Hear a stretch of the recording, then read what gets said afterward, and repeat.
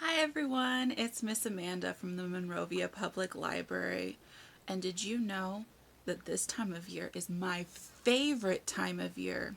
It's pumpkin season, and I love every single pumpkin that you can find.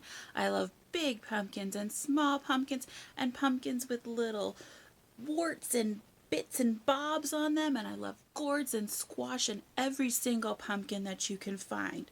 So, for today's story time, we're going to read a bunch of pumpkin books and we're going to have a ton of fun. So, let's get into the first book. The first book we're going to read is 10 Orange Pumpkins, and it's by Stephen Savage. So let's see what this book is about. I think it might be about some pumpkins. 10 orange pumpkins, fresh off the vine. Tonight will be a spooky night. Yikes! There are 9. You see there's a little cat friend here too. Let's see if we can spot him on the other pages as we go.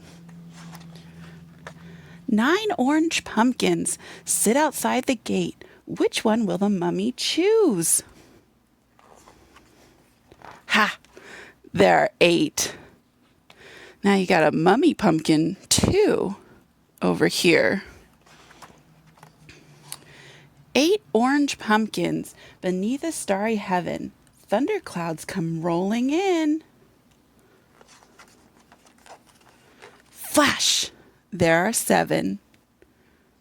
And then there's our cat friend over there running away. 7 orange pumpkins ripe for tricks and treats. Something sweet is in the air. Boo! There are 6. 6 orange pumpkins out for a drive. Watch out, there's a bump ahead. Splash! There are 5. 5 orange pumpkins stranded on the shore. Yo ho ho, a pirate ship. Arr, there are 4.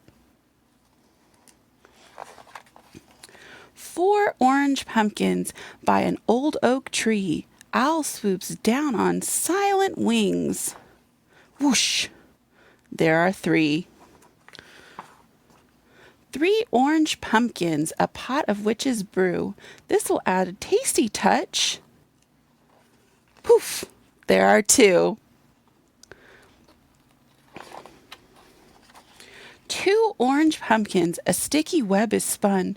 Look who's crawling closer now. Gasp! There's only 1. 1 orange pumpkin, nowhere to be seen. Here it is, all aglow. Happy Halloween! And then our cat friend's there at the end, and we have a nice jack-o'-lantern, and that is the end of 10 orange pumpkins. All this pumpkin talk has me wanting to make my own. And so I did. I made this pumpkin lantern out of paper. And if you want to make your very own pumpkin lantern, check out the library's Instagram and Facebook pages. I have some great craft corner videos there for you, and I'm going to show you how to make this pumpkin lantern, as well as some other crafts too if you feel like it. So now that we've talked about making our own pumpkins, let's read one more pumpkin story. This one is a really fun one, and I'm really sure that you're going to enjoy it. So let's get into it. Our last book is Stumpkin, and it's by Lacey Ruth Cummins. So let's see what this book's about. I think we're going to be reading about even more pumpkins. Okay. It was a few days before Halloween. Outside a little shop in a big city, a shopkeeper placed some pumpkins on the shelves. A girl came and looked at the pumpkins. When she was done, she picked one up and carried it away. The other pumpkins worried after their friend. But later, they spotted him across the street and way up high. He was a jack-o'-lantern. Beneath his lovely stem, he now had 2 triangle eyes, a nose, and a giant toothy smile. He had a new home, a perch all to himself, high above the street. What more could anyone want, thought the pumpkins. They were thrilled for their friend, and thrilled for that they too might one day be jack-o'-lanterns. They were all happily lost in thought, imagining themselves as jack-o'-lanterns, when one pumpkin realized something was very wrong. Poor little pumpkin, poor little stemless pumpkin, with just a stump and not a stem. Poor little Stumpkin. Still, there was plenty to like about Stumpkin. He was a handsome pumpkin, as orange as a traffic cone. He was as big as a basketball and twice as round. Stem schmem, who knows? Some people might even prefer a stemless pumpkin. Days passed and more people came. Some pumpkins left. Some pumpkins stayed. It wasn't yet Halloween. There were still plenty of windows that needed jack-o'-lanterns. Who would be lucky enough to take home Stumpkin? As orange as an orange, as big as a basketball, round. He was very nearly the perfect pumpkin. Very nearly, truly. The next day, new people came. And the shopkeeper's cat settled on Stumpkin's smooth top. Then it happened. A brilliant baby chose Stumpkin until a bad dog ruined it, and the baby changed his mind. Oh well, thought Stumpkin. It was the day of Halloween. There were still few empty windows. 2 were left on the shopkeeper's shelf.